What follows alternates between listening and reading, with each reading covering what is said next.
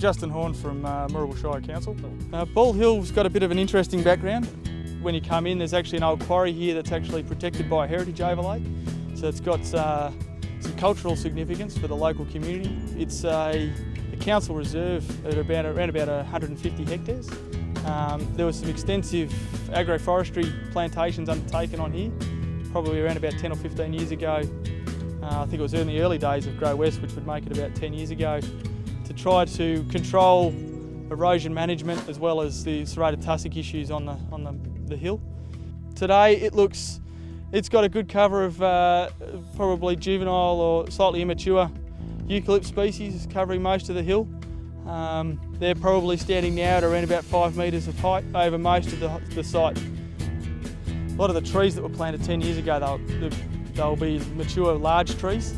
So in the landscape we'll be missing a lot of the small shrubs species. So that'll be where part of the work will be identifying appropriate shrub species to plant in this landscape and then looking for an area where they might complement the existing revegetation work.